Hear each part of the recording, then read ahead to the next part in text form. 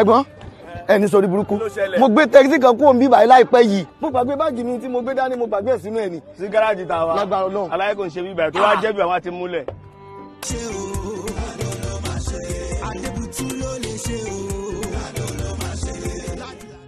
ẹjọ́ torí ọmọ ẹ̀ bá mi rí wọ́lẹ̀tì kan ní. wọ́lẹ̀tì mi rí wọ́lẹ̀tì. nígbà tí mo wá ná sí àlọ́dọ̀ yín bí tí mo fi sọ pé mo ń padà bọ̀ mo gbàgbé wọ́lẹ̀tì yóò gbé sí. ẹ bá mi rí. ẹ ṣe kí ni ẹ kí lẹ wá ń wá. èmi mọ̀ pa ọpẹ́ o ó rè o.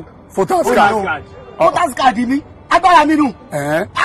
ó ní mo lè fi dé àwọn tí ọba tí alọ́run kó ń bẹ̀ tó fi bẹ́ àwọn tó hùwà wọlé. àwọn olóṣèlú wọn pọ̀ tí wọ́n ń polongo àmọ́ yìí tá a máa tẹ̀lé yín wọn. ẹ wo tẹ̀lé òrújú ẹ tẹ̀lé làdó.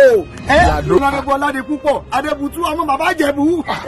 Say Lado, one Nigeria, PDP, power to the people.